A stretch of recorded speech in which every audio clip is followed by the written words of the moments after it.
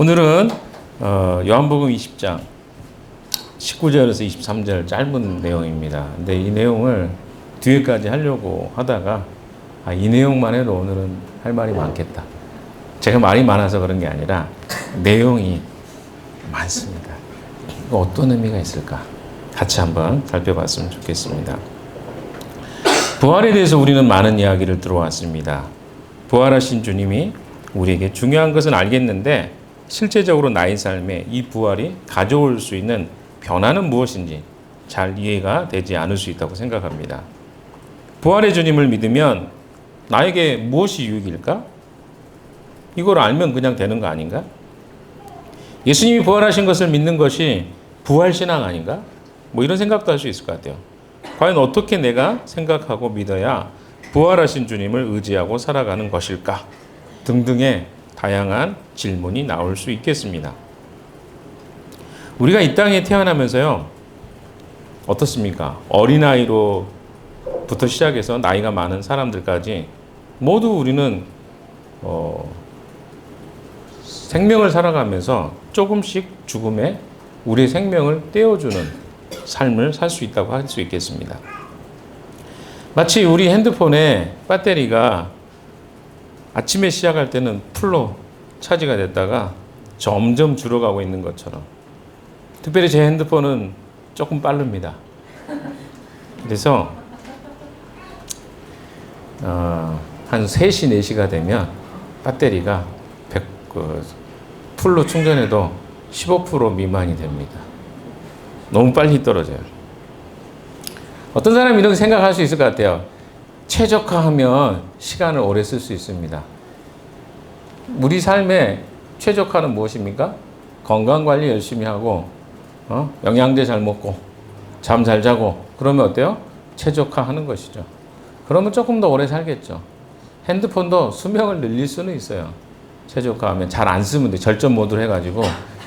아니면 나이트도 거의 다크 모드처럼 쓸 때만 딱 불 밝히고 나머지 다 어둡게 쓰고 뭐 이렇게 하면 오래 쓸 수 있겠죠. 그것도 한 방법이 될 수 있습니다. 그러나 시간이 지나면 어떻게 돼요? 그것도 곧 떨어지게 되죠. 언젠가는 떨어진다는 거예요. 그래서 아이들을 저는 보면서 이런 생각을 저는 전에는 안 해봤는데 이제 50대 중반에 들어서면서 그런 생각을 합니다. 얘가 크면 나는 몇 살이지? 이런 생각을 해요. 우리 시완이가 20살이 되면 제가 75살이 되더라고요. 그래서 야, 근데 크는 건 좋은데 나는 어떻게 되냐 이런 생각을 해요. 그래서 감사하긴 한데 이게 시간이라는 게 다 한정적이라는 생각을 우리가 잘 못하는 것 같습니다. 우리가 하나님을 떠난 이후로 우리 인간의 삶은요, 지속적으로 죽음으로 우리의 삶이 내몰려지는 삶이 되었습니다. 죄의 결과물들이죠. 하나님을 떠났기 때문에 발생하는 사건입니다. 그래서 죽음이라는 이 인류의 가장 커다란 적이 마치 이 세상을 통치하고 있는 것처럼 우리는 보이는 것이 현실입니다. 죽음이 최고 같아요. 죽음보다 더 큰 건 없는 것 같고. 이것에 대해서 어떤 설교자가 이렇게 이야기합니다. 그리스도인의 삶에 대해서 이렇게 이야기를 하는 걸 보았습니다. 제게 참 많이 다가오는 표현입니다. 그리스도인에게 우리가 죽음이라고 부르는 것은 사실 끝을 의미하는 것이 아니고 한 방식의 삶이 끝나고 다른 방식의 삶이 시작되는 것을 의미합니다. 라고 이야기하고 있습니다. 무슨 말이죠? 죽음이라고 부르는 것은 끝을 의미하는 것이 아니고 한 방식의 삶이 끝나고 다른 방식의 삶이 시작되는 것을 의미한다. 이것을 우리가 조금 가늠해 볼 수 있는 경우가 무엇이냐면 여러 차례 언급해 드렸던 것처럼 마치 어린아이가 엄마 뱃속에서 세상에 나오는 것과 같은 이치라고 할 수 있겠습니다. 어린아이에게 있어서 엄마 뱃속은 어떤 곳입니까? 가장 안전한 것이죠. 그런데 어떻습니까? 엄마 배에서 나와야 이 아이는 생명을 얻고 또 밖에 있는 사람들은 어떻게 합니까? 그것을 기다리고 있는 것이죠. 다만 그 아이는 모르는 것이죠. 우리가 비슷하지 않을까요? 죽음이라는 어떤 부분도 우리가 볼 때는 이것이 끝이고, 그리고 그 다음 세상을 알 수 없기 때문에, 불확실 때문에, 불안함 때문에 죽음에 대한 막연한 두려움이 많은 것 같습니다. 마치 엄마 뱃속에 있는 양수가 어린아이에게는 최고의 안전한 곳이었는데, 그 양수가 터지고 고통스러운 과정을 통해서 어린아이가 세상에 나왔을 때 그것을 바라보는 많은 사람들이 어떻게 합니까? 예, 축하해주고 환영하고 기대하잖아요. 지금도 저렇게 소리를 내잖아요. 살아있다는 의미죠. 어떻습니까? 우리의 죽음에 대해서 우리는 굉장히 많은 고민을 하고, 때로는 회피하기도 하고, 또 현실을 직면하고 싶어 하지 않는 것이 사실입니다. 그러나 여러분 생각해 보십시오. 그것이 회피한다고 되는 일입니까? 그럼 죽음에 대한 바른 이해가 우리에게 필요하지 않겠습니까? 오늘 우리가 그런 이야기를 좀 해보려고 합니다. 우리는 이 세상에서 죽음 이후에 새로운 삶의 방식으로 살아가게 될 것이라는 것을 알고 계셔야 합니다. 죽음 이후에 우리는 새로운 삶의 방식으로 우리는 삶을 살아가게 됩니다. 모든 사람은 이 과정을 겪게 될 것입니다. 그러면 여기서 예수님의 부활의 의미는 무엇일까요? 예수님의 부활 사건은 모든 인류에게 새로운 삶의 방식으로 살아갈 수 있는 길을 여셨다고 하는 것입니다. 그러니까 우리가 예수님의 십자가 사건하고 부활 사건에 대해서 조금 정확한 이해가 필요한데요. 예수님의 죽으심과 부활은요, 이것을 인정하고 받아들이고 그것을 예수님의 생명을 영접하는 자들에게는요, 새로운 삶의 방식으로의 시작점이라고 성경은 이야기합니다. 그러니까 예수님을 아는 사람들과 알지 못하는 사람들에게는 전혀 다른 삶의 방식이 있다라고 성경은 이야기합니다. 그것이 성경 이야기예요. 예수님이 이야기하잖아요. 요한복음 14몇 장이죠? 12장.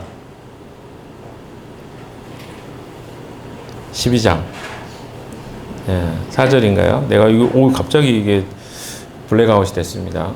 내가 곧 길이요 진리요 생명이니 나로 말미암지 않고는 아버지께로 갈 자가 없느니라. 이게 12장 몇 절이죠? 예. 14장 있죠. 예, 죄송해요. 당연히 12장에는 안 나오겠죠. 14장에 있으니까. 아무리 생각해도 12장에는 없는데 제가 12장을 이야기했습니다. 14장 6절의 말씀입니다. 예수님이 곧 길이요 진리요 생명이라고 믿는 것이 그리스도인의 고백입니다. 다른 사람들은 예수님을 길이라고 생각하지 않아요. 누구만 예수님을 길로 생각합니까? 예, 길이라는 말은 하나의 방식이에요. 새로운 삶의 방식입니다. 그래서 그것을 니고데모에게 이야기했죠. 네가 알지 못한다. 니고데모는 지식인이었어요. 당대의 지식인이었어요. 그리고 교육 많이 받은 사람이었습니다. 공회 의원이었어요. 근데 그가 거듭나야 된다는 말의 뜻을 몰라요. 많은 정치인들이 저는 새로운 정치인으로 거듭나겠습니다 라고 합니다. 근데 그 거듭나는 의미는 예수님이 말씀하시는 거듭나는 의미하고 다릅니다. 거듭난다는 것은 새로 태어나는 거예요. 영적인 출생을 이야기합니다. 그냥 내가 새롭게 내 마음을 다시 다잡겠습니다 하는 거하고는 전혀 다른 의미입니다. 죽었다가 다시 태어나는 거예요. 성경 이야기는요, 예수님과 하나 된다는 것은 예수님과 함께 죽고 내가 새로운 존재가 되었다는 말입니다. 근데 이 말이 되게 어려운 거예요, 우리에게는.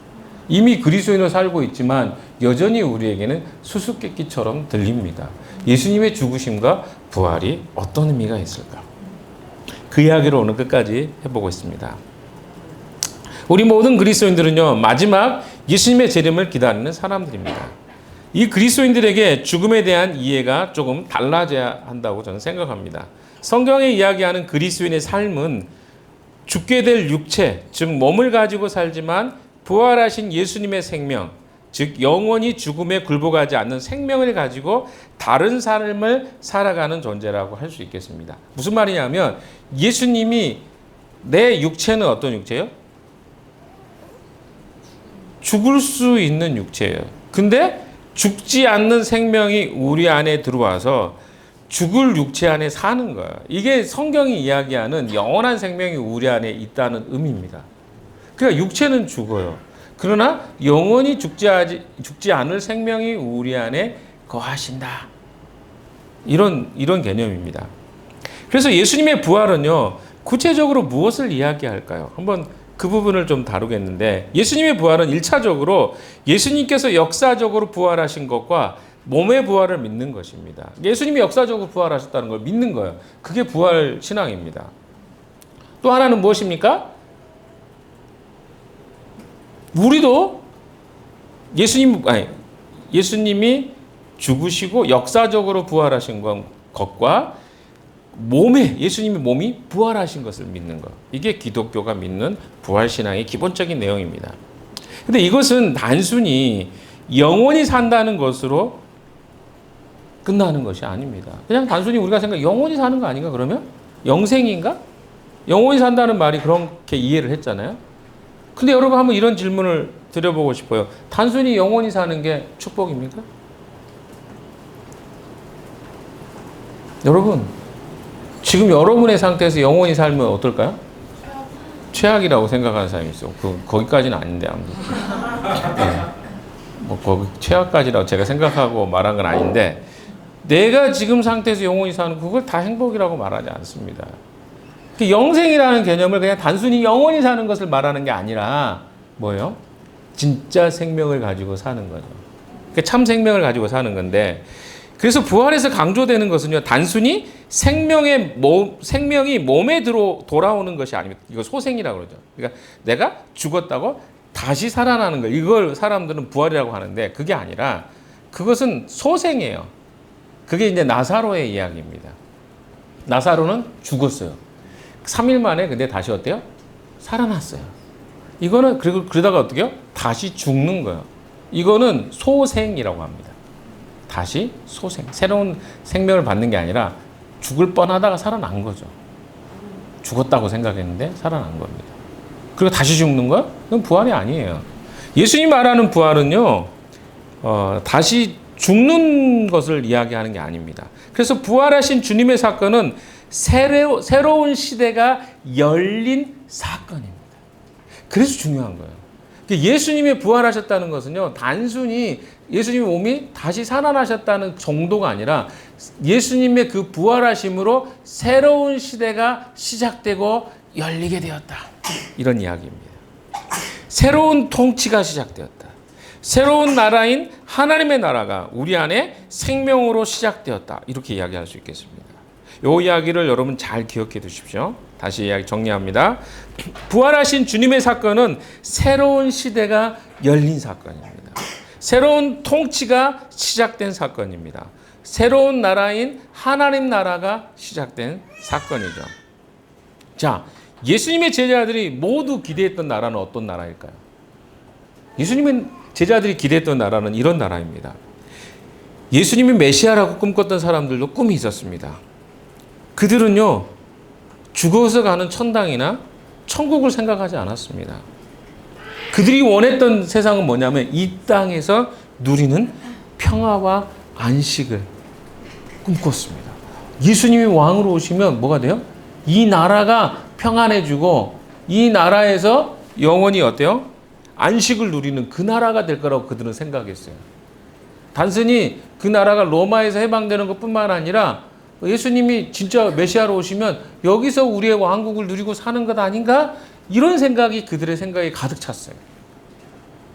그런데 생각해 보세요. 예수님이 십자가에서 허무하게 돌아가서 죽으신 거예요. 거기서 어떤 현상이 생길까요? 내가 기대했던 예수님은 이런 분이 아닌데? 이 정도로 허망하게 끝나버린다고? 왜? 그들은 무슨 꿈을 꾼 거예요? 그러니까 구약에서부터 기대했던 그들의 기대가 잘못됐는데 어떤 기대를 꿨냐면 메시아가 오시면 이 땅에서 우리나라 회복시키시고 그리고 어때요? 여기서 영원한 하나님의 나라 왕국이 세워질 거라고 그런 옛날에 그 다윗 왕이 그렇게 그 나라를 번영케 하였던 그 나라를 꿈꾼 거예요. 그들 안에. 그래서 예수님 죽으면 안 되는 거예요. 근데 갑자기 예수님이 너무 허망하게 아니 예수님 말을 안 믿었어요.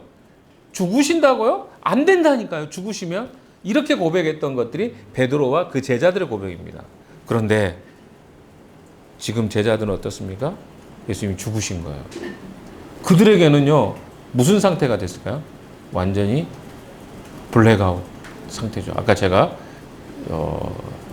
너무 잘 아는 요한복음 14장 6절 말씀을 생각이 안 나서 12장 몇 절이죠? 이렇게 물어봤잖아요. 블랙아웃 돼서 그런 거예요. 여러분 제자들은요 그 꿈을 꿨어요.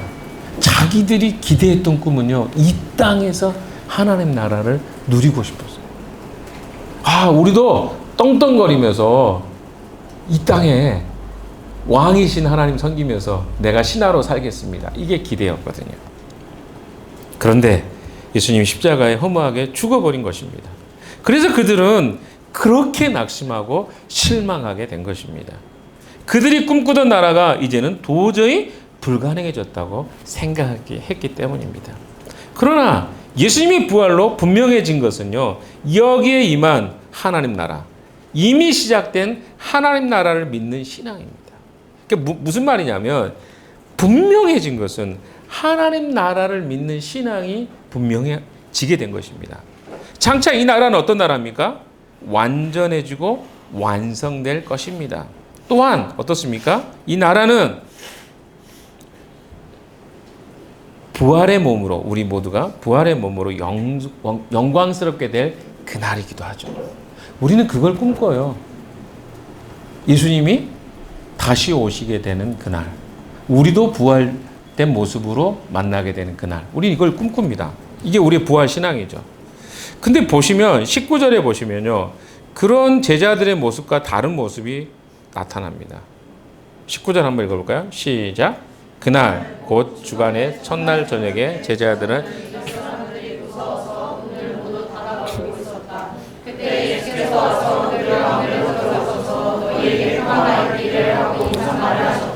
자, 여러분 생각해 보십시오.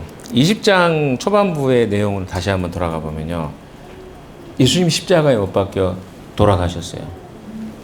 성찬아 그만해도 돼. 자, 아니 저에게 굉장히 많은 이야기를 하고 있어가지고 네, 입을 많이 벌리고 있어가지고 네, 그만 이야기해도 된다고 얘기했습니다. 제가 이야기할 내용을 잠깐 잊어버렸어요. 네, 20장의 시작 부분에 보시면 무슨 이야기가 나오냐면, 제자들이 십자가 사건이 있고 난 다음에 무덤에 지금 마리아가 갔단 말이에요. 그래가지고 마리아가 뭐라 그랬어요? 무덤이 시체가 없어졌어요. 이제 시작된 거예요, 사건이. 시체가 없어졌어요. 그래서 베드로가요 막 뛰어갑니다. 왜 뛰어갔는지 모르겠어요. 물어보고 싶어요. 왜 뛰어갔어요? 왜? 그럼 막 뛰어가요. 근데 달리기는 좀 늦어가지고 요한이 먼저 도착했어요. 근데 요한이 어때요? 못 들어가고, 예, 베드로가 늦게 와서 들어가고 막 이런 일이 있었잖아요. 근데 그 사건이 있고 나서 잘 생각해 보세요. 그들이 뭔가 생각을 했던 것 같아요. 저는 이 사건을 오늘 본문하고 연결시켜 보면, 이들이 살짝 그 예수님이 부활했을 수도 있겠다라고 하는 생각이 있었던 것 같아요. 왜냐하면 8절인가요? 20장 8절인가? 요한이 그렇게 8절인가 9절이 나오잖아요. 요한이 믿었더라. 믿었다는 말이 여러 가지 의미가 있겠지만 적어도 예수님이 부활했을 가능성을 믿었던 것 같아요. 근데 중요한 건 뭡니까? 알긴 알았어. 예수님이 부활했을 가능성이 있겠다. 근데 뭐요? 그들은 다시 자기 있던 곳으로 돌아갑니다. 그게 뭐냐면 그들의 삶을 변화시킬 만큼의 내용은 아닌 거예요. 뭔가 사건이 있어서 가봤는데 특별한 건 없는 것 같고 뭐 누가 훔쳐갔나 보다 하고 다시 들어간 거죠. 근데 마리아는 어때요? 끝까지 남아있다가 예수님을 만나고 예수님이 이야기를 했잖아요. 생각나셔야 됩니다. 중요한 이야기를 했어요. 두 가지 이야기 했어요. 하나 뭡니까? 내 증인이 되라는 거 말고 하나가 더 있었죠. 무엇을 전해라? 내 말을 전해라. 내 말 속에 뭐가 있었죠? 다시 정확하게. 나의 하나님이 너의 하나님이 되고 나의 아버지가 너의 아버지가 될 것이다. 이게 뭐예요? 새로운 시대의 시작을 누구에게? 막달라 마리아에게 이야기한 거야. 그래서 막달라 마리아가 어떻게 돼요? 그때부터 예수님이 부활하셨다는 걸 증언하고 다닙니다. 단순히 예수님이 부활한 걸 이야기하는 것이 부활의 증인이 아니에요. 뭐예요? 새로운 시대가 열렸다는 것에 대한 인식을 마리아는 그때부터 하기 시작해요. 그러나 제자들은 어떻습니까? 제자들을 보세요. 19절에 보시면 그 주간의 첫날 저녁에 제자들은 유대 사람들이 무서워서, 자 뒤에 보면 문을 닫고 있었다 그랬어요. 문을 왜 닫았어요? 유대 사람들이 무서워. 왜 유대 사람이 무서웠을까요? 예수님을 죽인 사람들이 우리는 안 죽이겠어? 이라고 생각한 거예요. 그러니까 이 사람들은 아까 예수님이 부활하셨을 거다라고 생각은 했을 수도 있어요. 근데 그것이 그렇게 크게 그 사람들에게 큰 영향을 미치지 않았어요. 무슨 말이에요? 부활했다는 게 뭐가 그렇게 중요해? 예수님이 그렇게 많은 이야기를 했는데도 불구하고 이들은 예수님의 부활이 그렇게 크게 다가오지 않은 거예요. 그래서 뭐가 더 크게 다가온 거야? 지금 직면에 있는 죽음의 위협이 훨씬 더 그들에게 크게 다가왔던 것 같습니다. 여러분, 이들은요, 아직도 예수님이 진짜 십자가에 죽으시고 부활하신 의미를 알지 못하고 있습니다. 여러분, 이건 좀 비슷하다고 생각합니다. 그리스도인들도요, 예수님의 진짜 십자가의 죽으심과 부활의 의미를 알지 못하면요, 진짜 그리스도인이라고 하기 어려워요. 왜 그렇습니까? 제자들이 그렇잖아요. 제자들은요, 예수님의 진짜 부활과 죽음의 의미를 몰랐을 때는 너무나 평범한 사람들이었어요. 믿지 않는 사람하고 별 차이가 없었어요. 근데 그들이 달라진 건 뭡니까? 이 진짜 의미를 발견하면서부터요. 그래서 사도행전은 완전히 달라집니다. 여러분, 이게 굉장히 중요한 포인트예요. 그리스도인이라고 지칭한다고 해서 우리가 그냥 어때요? 다 능력 있게 사는 게 아니에요. 무슨 의미인지 아세요? 진짜 예수 그리스도의 죽으심과 부활의 의미를 아는 사람들이 다른 삶을 사는 거예요. 여러분 다 물어보십시오. 신앙과 삶의 변화를 경험한 사람들은요, 다 여기서 터닝 포인트가 있습니다. 뭘 기억해요? 예수님의 부활과 죽으심의 의미가 무엇인지를 깨닫는 자들과 깨닫지 못하는 자들의 차이예요. 예수님의 제자들은 그것을 보여주고 있습니다. 그들이 무엇에 있어요? 온통 죽음의 공포와 두려움에 사로잡혔습니다. 제가 처음에 이야기 드렸죠. 죽음이 세상을 통치하는 것 같아요. 왜? 죽음을 이긴 사람은 아무도 없거든요. 그래서 우리는 이 세상이 다 온통 어때요? 죽음이라는 것에 의해서 두렵고 또 그것을 면하기 위해서 얼마나 많은 노력을 합니까?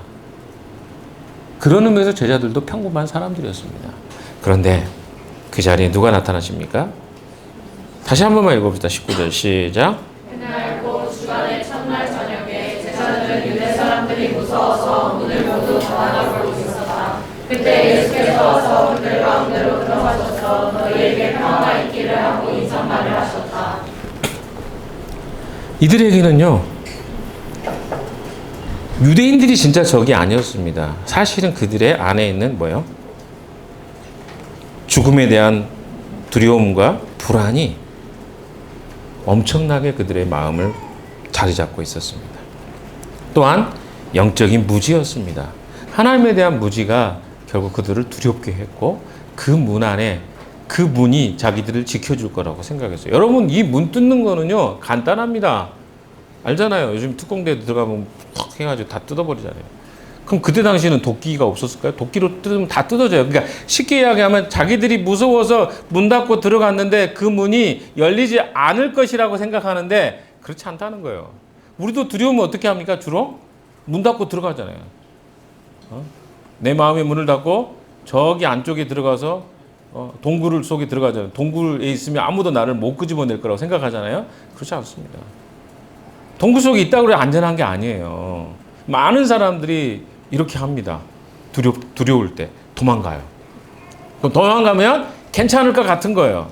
그러나 괜찮지 않습니다. 조금 있으면 사람들이 찾아와 가택 수색 하면 다 찾아가게 돼 있어요. 그때 예수님이 들어오신 거예요. 이 장면을 한번 좀 생각해 보십시오. 예수님께서 그 자리에 들어오셨어요. 이거 무슨 의미입니까? 여러분, 모든 물체는요, 가장 작은 입자가 원자예요. 원자는 중성자, 양성자, 알죠? 그리고 그 전자로 구성되어 있습니다. 이 벽에 다 그렇게 구성되어 있어요. 근데 여기 어때요? 몸이 뚫은다는 거 어때요? 이거 도저히 불가능합니다. 자, 제가 저렇게 아이가 그 음파가 짧은 거 아시죠? 왜 음파가 짧은지 아세요? 멀리 가서 소리가 통과하거든요. 근데 어른들의 목소리는 장파예요. 그러니까 이거 부딪혀가지고 어때요? 튕겨나와 멀리 못 가요. 근데 아이들은 이게 단파가 짧기 때문에 통과가 됩니다. 자기 생명을 지키도록 하나님 그렇게 만들어 놓으셨어요. 소리가 통과해요. 그렇죠? 그래서 사람들이 아는 거예요. 아, 저 아이가 저기 있구나. 그래서 뭐 재난사고나 이런 상황 될 때 아이들의 목소리 들리거든요. 멀리서도. 다 뚫고 오니까. 신기한 일입니다. 마찬가지예요.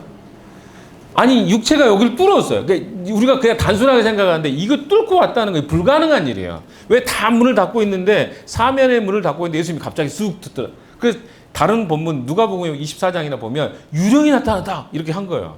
제자들이. 그래서 예수님이 두려워하지 마라, 놀라지 말라 이렇게 하거든요. 여기 본문에는 안 나와. 이거 다 생략했어요. 요한은 독특한 사람이에요. 다 빼버렸어요. 이런 거는. 목적이 있기 때문에 그래요. 무슨 목적입니까? 자, 거기에 딱 드러났는데요. 그러면 이건 무엇을 이야기합니까? 예수님이 지금 옛날 몸이 아닌 거예요. 아니, 인간의 몸은 여기 벽을 뚫을 수가 없어요. 이 물리학적으로 불가능합니다. 왜?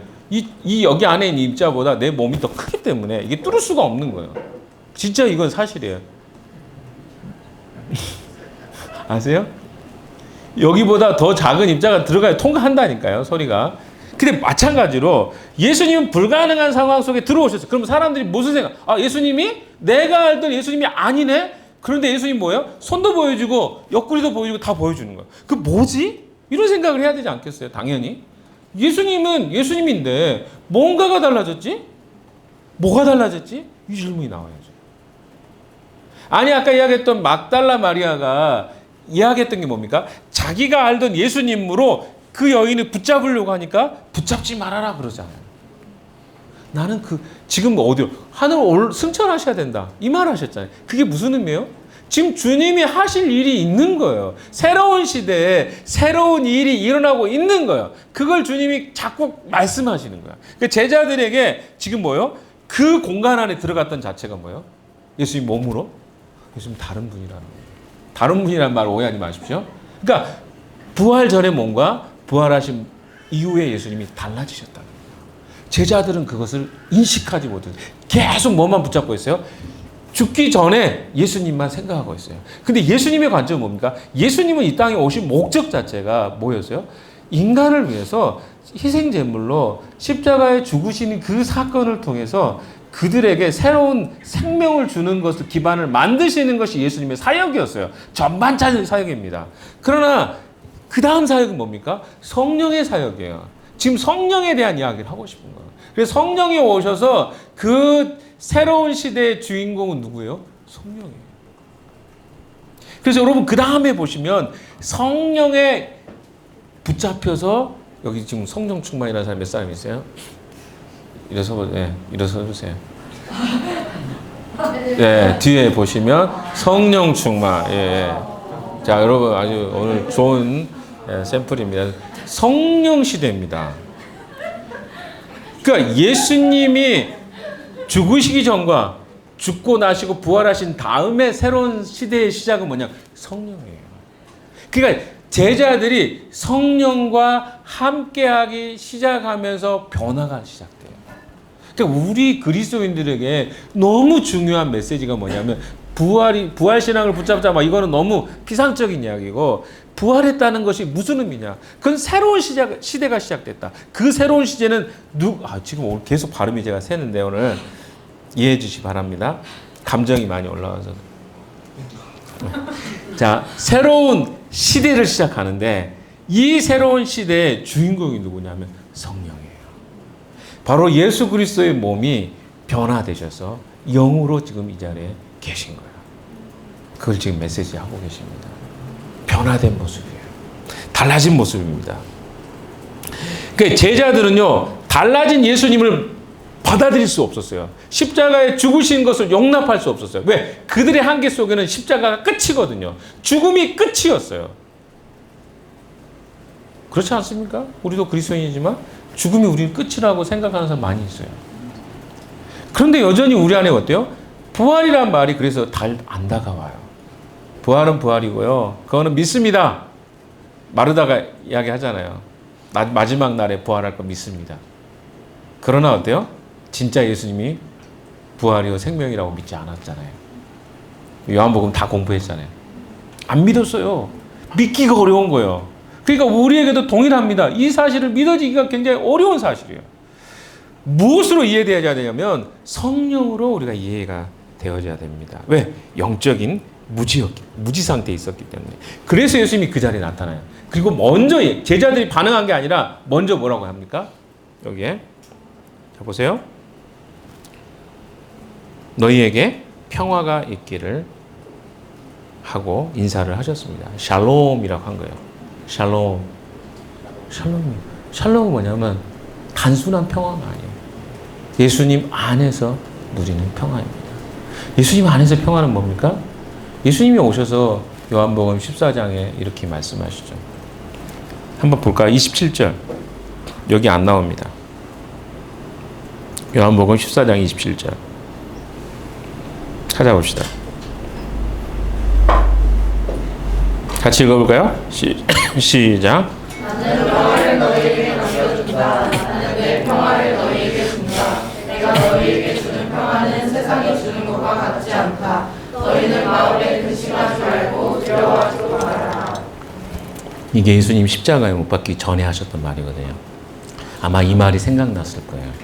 왜? 예수님이 샬롬 했을 때 지금 그들의 상태는 샬롬한 상태가 아니에요. 저희는 샬롬이 아닌데요. 뭐 이렇게 했겠죠. 저희는 샬롬이 아닙니다. 달달달달. 왜 떨리죠? 두렵기 때문에 떨리는 거예요. 뭔가 자기들을 위협하는 상황이 생긴 거예요. 그런데 예수님이 와가지고 갑자기 샬롬 이렇게 하신 거예요. 그럼 어떨까요? 이게 평화가 된다고? 근데 예수님이 그 말을 하셨거든요. 내가 너희에게 평화를 주는데 나는 내 평화를 너에게 준다. 내가 너에게 주는 평화는 세상이 주는 것과 같지 않다. 세상은 무엇입니까? 흔들리고 불안하지 않을 때 오는 걸 평화라고 생각해요. 그래서 우리에게 보통 평화라고 하면 어떤 상태를 이야기하냐면 아무도 나를 괴롭히지 않고 해롭히지 않고 옆에 착한 사람들만 있고 나를 응원해 주는 사람들만 있고 너 사랑한다. 아까 우리 혜경이처럼 사랑한다 축복한다. 이럴 때 우리는 평화를 너무 평안합니다. 너무 좋습니다. 이렇게 할 줄 모르겠어요. 근데 주님이 말씀하시는 평화는 그런 평화가 아닙니다. 나의 상황과 환경에 상관없이 너에게 평안을 주는 그 평화가 너에게 임할 것이다. 이게 주님이 주시는 평화예요. 여기 그런 이야기잖아요. 세상이 주는 평안과 같지 않다. 그래서 너희는 마음에 근심하지 말고 두려워하지도 말아라. 이걸 주님이 이야기하십니다. 그 다음에 또 이야기하시죠. 다시 가봅시다. 요한복음 20장으로 가서. 그래서 제가 오늘 할 말이 많다고 한 거예요. 긴 이야기입니다. 자, 20절 말씀을 같이 읽어봅시다. 시작. 이 말씀을 하시고 나서 두 손과 옆구리를 그들에게 보여주셨다. 제자들은 주님을 보고 기뻐하였다. 예, 여기 보시면 기쁨이 맨 나중에 나와요. 언제부터 어떤 이야기가 나옵니까? 앞에는 평안을 먼저 주시고요. 상기도식 예전에 먼저 말씀도 하셨고 예수님 진짜 친절하셔요.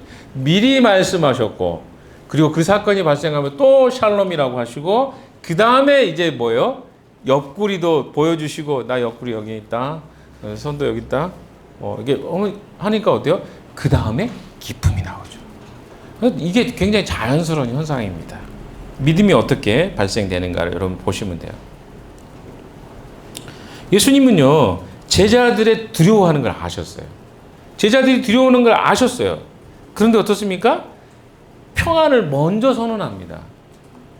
이거 보여주고 평안을 선언한 게 아니라 평안 샬롬 한 다음에 그 다음에 내 옆구리 봐라. 근데 이게 지금 무슨 메시지냐면 그러니까 그들이 알고 있는 예수님은 어떤 예수님이었냐면 인간적 예수님이었어요. 나와 함께 먹고 마시고 주무시고 잤던 주무시고 똑같네요. 주무셨던 예수님 똑같아요. 자기들과 똑같이. 그러니까 이 한계 속에서 예수님을 늘 봤단 말이에요. 하나님의 아들이라고 그래도 그게 개념이 안 되는 거야. 그런데 예수님이 어때요? 지금 자기들이 죽을 것 같은 상황 속에서 지금 벽을 뚫고 들어오셨고, 그렇죠? 그 전에 사건이 있었죠. 마리아에게 나타나신 예수님. 그 무덤에서 시체가 없어진 사건부터 시작됩니다. 없어지고 마리아에게 나타나신 예수님. 그리고 무엇입니까? 새로운 시대를 그때 선언됐죠. 그리고 그들이 다 공간에 내 다 눈으로 보고 손으로 만지고 어때요? 그리고 예수님이 전혀 다른 분이시네? 라고 하는 것을 그들이 알게 되니까 그때서야 자기들 눈에 가려졌던 영적인 눈이 열리기 시작하는 거예요. 예수님이 그렇게 말씀하셨던 게 이제 이해가 되네? 나 그때 말했을 때 나 그게 진짜인지 몰랐어. 근데 예수님 보니까 사실이네? 그러면서 그들이 깨달은 거 뭡니까? 진짜 새로운 시대가 시작됐네? 우리가 생각했던 그런 시대가 아니라 하나님의 나라가 지금 임했네? 지금부터가 시작이네? 막 이런 것들을 그들이 깨달은 것 같아요. 여러분, 놀라운 일입니다. 여기서부터 그들의 변화가 시작됩니다. 근데 참 감사하게도 우리에게는 이런 것들이 되게 어때요? 위로가 되죠. 참 우리도 나쁜 사람들. 좋은 것들은 우리에게 별로 우리 마음을 위로하지 못합니다. 우리는 늘 잘 나가고 늘 똑똑하고 늘 잘생기고 늘 예쁘고 그러면 사람들한테 위로를 많이 못 받아요. 어떤 사람이 맞습니까? 나랑 비슷하고 쟤도 저래? 어제 제가 이제 울었잖아요. 펑펑 울었거든요. 그게 진짜 감정이 절제가 안 되는 상황이 되더라고요. 그래서 많이 울었어요. 그 순간에 울면서도 나 지금 왜 그러지? 이러면서 울었거든요. 근데 나중에 보니까 저는 민망했어요. 가면서도 이런 모습을 보이다니 했는데 들려오는 이야기는 위로를 많이 받았다고 들었습니다. 제임스가 펑펑 우는 모습이 저 사람 저렇게 우네? 그래서 일부러 카메라를 막 잡으려고 하는 지체들이 있었습니다. 저는 민망해가지고 막 그랬는데, 그러니까 뭔가 약할 때 우리는 위로를 받아요. 제자들의 모습이 약하잖아요. 되게 약하고, 이거 이렇게 나타났는데도 불구하고 또 고기 잡으러 가요. 다음 장에 보면. 말이 돼요, 이게? 이렇게까지 나타나 주셨는데, 이 새로운 시대 열렸다고 이야기해 주셨는데, 거기서 다 우리 고기나 잡으러 갈까? 예수님 기다리는 동안 이렇게 된 거죠. 이 제자들의 모습이 우리와 너무나 똑같아요. 베드로의 모습은요, 진짜 우리랑 똑같아요. 요한의 모습도 우리의 모습이잖아요. 절대 물에 제일 먼저 봐놓고 물에 뛰어들지 않는 요한의 모습 같잖아요. 그런 것들이 바로 제자들의 모습을 보면서 위로가 되는 건 사실입니다. 근데 예수님이 그걸 다 하시는 거예요. 그래서 그들의 생각을 바꿔 가시는데 어떻게 해요? 그 공간에 들어가시면서 자기 모습을 보여주고 확인하는 것을 통해서 정말 새로운 시대가 시작되었군요 라고 하는 것들을 그들이 깨닫게 되었습니다. 여러분, 그들의 인식의 한계를 뛰어넘어서 예수님은 실제로 공간이 닫힌 상태에서 제자들에게 나타나셨습니다. 그들의 인식의 한계가 깨어지는 순간이었죠. 두려워하던 그들에게 평안을 말씀하십니다. 예수님 십자가에서 못 박히기 전에 이미 다 언급했던 것들인데 그때 깨달아지는 거예요. 그때 이 말씀을 하신 거군요. 세상이 주는 평안이 아니라 주님이 주실 수 있는 평안이 이런 거군요. 그래서 주님이 대비되는 평안을 이야기해 주는데요. 당시의 로마는요, 평화를 어떻게 생각했냐면 정복을 평화라고 생각했어요. 그게 어떻게 정복이 평화지? 근데 왜 평화라고 생각했냐면 로마가 힘으로 어떤 나라를 무력으로 정복하면 그때부터 평화예요. 이해가 되나요? 그러니까 전쟁이라는 것을 통해서 그들은 평화라고 생각했어요. 그래서 로마에게 평화는요, 곧 어디를 정복했다는 말이에요. 그럼 그들이 생각할 때는 그 땅에 평화가 임했다. 이제 전쟁이 끝났으니까. 말이 안 되는 이야기인데 그들은 그렇게 생각했어요. 로마의 평화는 힘이었어요. 근데 예수님의 평화는 뭡니까? 그런 힘이 아니에요. 그들 안에 성령이 내주하심으로 갖게 되는 평화를 이야기합니다. 그리스도인의 특징은요, 성령의 함께 하심이에요. 이거 계속 강조하는 이야기입니다. 그러니까 내가 그리스도인입니까? 그러면 성경은 이야기합니다. 그리스도인들에게 예수님이 영접되는 그 순간에 성령은 함께 우리 안에 들어오십니다. 우리는 그걸 믿는 거예요. 성령은요, 우리가 예수를 주님이라고 고백하는 순간에 영접되는 사건입니다. 특별하게 성령을 위해서 다시 강구하는 게 아니라 우리가 예수님을 진짜로 영접하잖아요. 우리 안에 성령이 임하신다고 말씀하고 있습니다. 그 평안입니다. 그때부터 진짜 평화가 이루어지는 것이죠. 자, 여러분 기억하십시오. 이 평화가 여러분에게 임해야 됩니다. 그러면 달라지는 게 있습니다. 어떤 것이 달라질까요? 삶 속에서 내가 생각하는 어떤 문제가 있다 그래서 평화가 깨질 수가 없는 거예요. 그건 다 무슨 일입니까? 그냥 세상의 일들인 거예요. 그것으로 우리의 평안이 깨지지 않습니다. 왜? 내 안에 하나님이 계시니까. 성령이 계시니까. 이걸 실체를 경험할 필요가 있다고 생각합니다. 조금 더 이야기해 봅시다. 21절도 한번 읽어봅시다. 시작.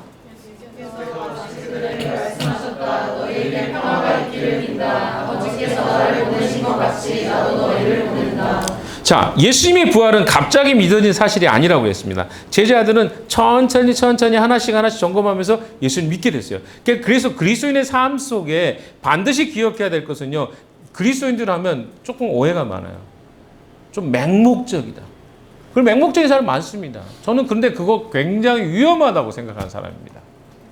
왜? 맹목이라는 건 뭐예요? 그 대상이 누군지 확인하지도 않고 믿는 거잖아요. 그럼 왜 그렇게 해야 돼요? 그거요, 어디서 온 건지 아십니까? 우리의 샤머니즘에서 온 거예요. 그 대상이 명확하지 않는데 그 대상을 향해서 내가 기복적으로 빈 것, 이거 다 우리 샤머니즘이잖아요. 우리 조상들이 했던 방식이에요. 이런 방식은 사실은 하나님을 믿는 것에 맞지 않아요. 그러니까 보십시오. 성경을 읽어보면 읽을수록 하나님은요, 우리가 지적으로 하나님 접근하기 굉장히 원하십니다. 하나님이 어떤 분인지 알고 믿기를 원하셔요. 그냥 우리가 무조건 믿으라니까 믿는 그런 신앙이 아니에요. 우리가 궁금하잖아요. 그걸 해결해 가십니다. 여기 지금 제자들의 삶들을 보십시오. 하나씩 그것이 해결돼가요. 제자들의 의심이 있었다는 거 우리는 알겠잖아요. 두려워하는 것도 알겠잖아요. 믿지 못하는 것도 알겠잖아요. 신앙의 과정은 다 이런 과정이 있다는 거예요. 그래서 믿어져야 신앙이 온전한 신앙이 되는 거예요.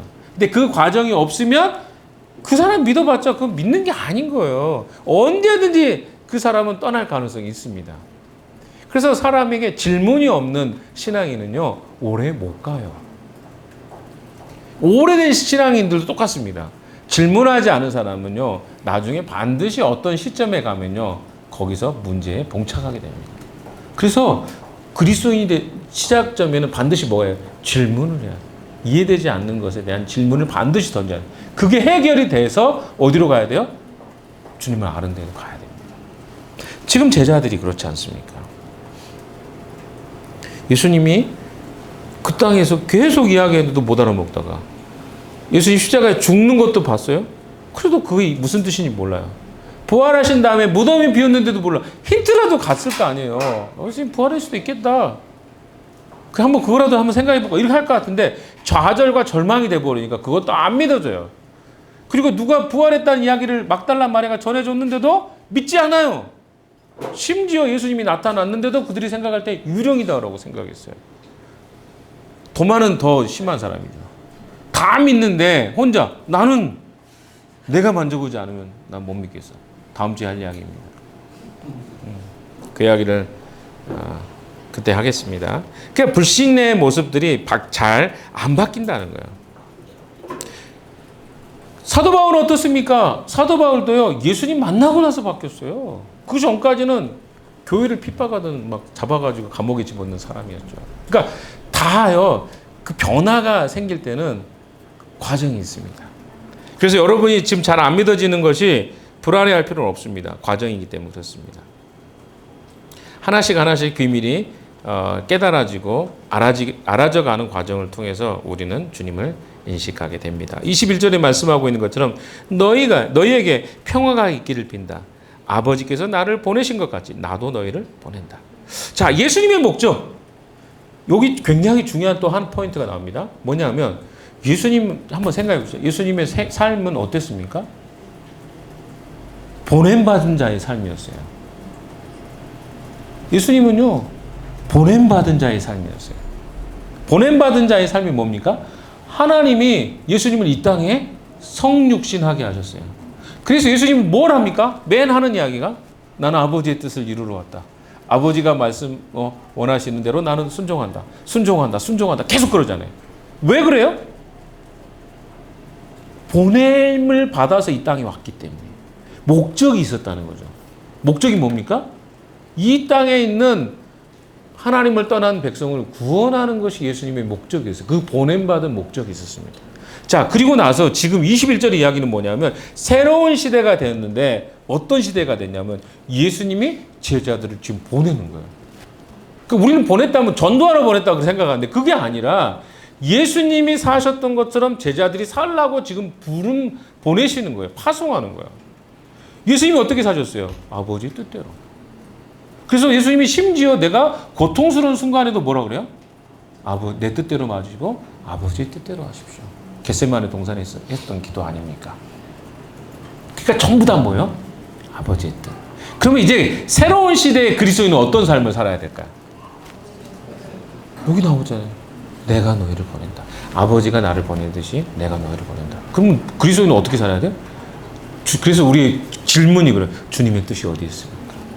이게 그리스도인의 삶의 태도가 돼야 돼요. 왜? 주님은 우리를 그렇게 파송하고 21절에 하고 있기 때문에. 22절도 이제 가봅시다. 22절 시작. 이렇게 말씀. 그들에게 숨을 불어넣으시고 말씀하셨다. 성령을 받아라. 제가 아까 얘기했죠. 여기 굉장히 중요한 또 다 중요하다고. 제가 모든 말을 다 중요하다고 하니까 몇 절 안 되니까 다 중요하다 합시다. 자, 22절도 중요한데요. 왜 중요하냐면 요한복음하고 창세기하고 굉장히 유사하다고 그랬죠. 태초란 이야기가 똑같이 나오는 것처럼 여기에도 똑같은 이야기. 이 성령을 불어넣었어요. 근데 숨을 불어넣었는데 2장인가요? 그 창세기 2장 7절에 이렇게 나오죠. 여호와 하나님이 땅의 흙으로 사람을 지으시고 생기를 그 코에 불어넣으시니 사람이 생명이 뭡니까? 살아있는 영이 됐다. 영적 존재가 된 거죠. 근데 거기에 코에 생기를 불어넣어 여기 성령이 어때요? 그 사람의 영혼에 몸에 들어간 거죠. 그게 바로 생명이 된 거거든요. 지금 예수님이 어떻게 해요? 제자들에게 성령을 지금 보시면 22절에 의하면 성령을 받아라. 그러면서 뭐예요? 숨을 불어 넣으신 거예요. 마치 새로운 창조가 시작되고, 그러니까 계속 새로운 시작이에요. 예수님의 부활은 이거구나. 새로운 창조구나. 과거의 옛 그들의 삶의 모습은 여전히 남아 있습니다. 그런데 예수님은 그 시점으로부터 너는 새로운 존재야. 내가 너에게 새로운 영을 불어 넣어줬기 때문에. 그러니까 다른 삶을 사는 거예요. 이게 지금 얼마나 놀라운 일입니까? 예수님이 그들에게 새로운 성령을 불어 넣어 주신 것입니다. 물론 성령은 아직 강림하지 않았어요. 예수님이 한 50일, 오순절이니까요. 50일 가까이 된 이후에 강림절이 임하죠. 그러나 이미 뭐예요? 성령은 이들에게 절대적으로 필요한 존재인 것을 예수님이 이야기하신 것입니다. 자, 22절이 그런 의미예요.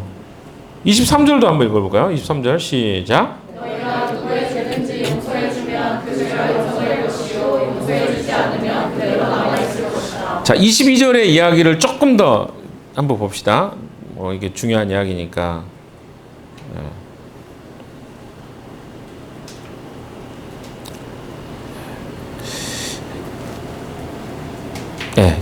더 가면 안 되겠네. 보니까 시간이 많이 되세요. 더 계속 중요한 이야기만 하다가 제가 했는데 결론 좀 짓겠습니다. 23절에 보시면 시간을 보니까 안 될 것 같아. 23절에 이야기하고 있는 뭘까요? 예수께서 시간이 급하니까 다른 데 보입니다. 너희가 누구의 죄든지 용서해 주면 그 죄가 용서될 것이요 용서해 주지 않으면 그대로 남아 있을 것이다. 이게 무슨 말일까? 여기만 해석하고 마치겠습니다. 이 말은요. 우리가 누군가를 용서해 줄 수 있다는 말이 아닙니다. 이것은 그리스도인들을 통해서 아까 얘기했죠. 새로운 시대가 시작됐죠. 제자들은요. 사람들을 만나게 돼요. 사람들을 만나게 됩니다. 그럼 그들에게 예수님에 대한 소개를 할 겁니다. 그럼 사람들이 받아들일 수도 있고 받아들이지 않을 수도 있어요. 받아들인 자에게는 뭐가 있어요? 여기 나온 것처럼 죄가 용서되는 거예요. 받아들이지 않은 자들에게는 그들의 죄가 용서를 받지 않을 것이다. 이 이야기입니다. 간단하게 설명하면 그만큼 우리에게 중요한 사건이에요. 새로운 시대에 예수님의 제자들을 통해서 그 일을 하고 계십니다. 우리가 그런 사람, 만나는 사람들에게 죄가 용서될 수도 있고 용서되지 않을 수도 있어요. 어떻게 하면? 예수님을 소개하고 받아들이면, 받아들이지 않으면. 결론 이야기해야 되겠죠? 액션 포인트가 있으니까. 여러분, 두려움의 문을 맞서 싸우십시오. 여러분의 두려움의 문을 열어드리십시오, 주님께. 우리는 종종 미래에 대한 불안이라 우리 삶에 대한 불안 때문에 이 문을 꽁꽁 닫고 지냅니다. 그러나 주님은 이 문을 주님께 열고 나오기를 원하십니다. 그 문을 주님께 열어드리십시오. 그럼 주님이 여러분의 두려움을 사라지게 하실 것입니다. 두 번째는요. 줄어드는 배터리 같은 생명이 아니라 줄어들지 않은 영원한 생명에 여러분의 시선을 고정시키십시오. 우리의 삶의 시간은요. 점점 줄어듭니다. 여기에 우리의 초점을 맞추면 우리 삶은 불행할 수밖에 없습니다. 영원히 사라지지 않는 배터리가 바로 예수 그리스도의 영생의 생명의 배터리입니다. 여기에 우리의 생각과 마음을 고정시켜야 합니다. 그러면 우리 삶은 전혀 다른 차원의 삶으로 살아가게 될 것입니다. 그래서 영원한 것에 가치를 두고 살라고 제가 자꾸 이야기하잖아요. 가치 있는 것은 영원한 거예요. 가치 없는 것은 짧은 거예요. 단기적으로 즐거움을 주거나 만남을 갖는 것을 줄이십시오. 왜? 그것은 다 사라질 것들이에요. 영원한 것에 시간을 투자하고 살라는 것입니다. 세 번째는요. 우리가 실패해도요. 하나님 나라를 발견하십시오. 제자들이 예수님의 죽음을 보고 모든 것이 끝났다고 절망했습니다. 좌절이나 실패 앞에서 우리는 하나님 나라를 버려버릴 것처럼 살아갑니다. 그러나 여러분 좌절했다고 절망했다고 끝나는 게 아닙니다. 하나님 나라는 실패 속에서도 그것을 뚫고 일하고 계십니다. 마지막으로 성령의 능력을 의지하십시오. 우리가 복음을 전하거나 누군가에게 복음 이야기를 하는 거, 하나님에 대해서 이야기하는 거예요. 부끄러워하지 마십시오. 꼭 그 사람이 전도를 안 받아도 상관없어요. 교회를 안 와도 상관없어요. 그냥 우리가 믿는 바를 그냥 자연스럽게 나누면 돼요. 안 믿는 사람들도요, 뭘 합니까? 자기들의 가치를 이야기해요. 뭐 제사 지내는 이야기면 별 이야기 다 합니다. 왜 우리는 못 합니까? 오히려 그리스도인들이 너무 그런 이야기를 하지 못하는 것들이 문제라고 저는 생각합니다. 자신 있게 이야기해도 됩니다. 다만 예의 없이 하지 마시고 눈치 없이 하지 마시고 상황에 따라서 잘 보고 이야기하십시오. 그러면 돼요. 그렇지 않습니까? 관계가 어느 정도 되면 다 해야게 돼요. 그걸 부끄러워하지 마십시오. 제가 오늘 조금 타임 매니지 못해가지고 깜짝 놀랐습니다. 시계를 보고. 그런 날도 있습니다. 오늘이 그런 날입니다. 같이 한번 기도하겠습니다. 하나님 아버지, 주님의 나라와 주님의 가치가 예수 그리스도의 부활을 통해서 새롭게 시작된 것을 알려주시니 감사합니다. 이제 그 삶으로 살아가는 저희들 되게 해 주시옵소서. 부활하신 주님과 함께 살기를 소망하며 예수님 이름으로 기도했습니다. 아멘.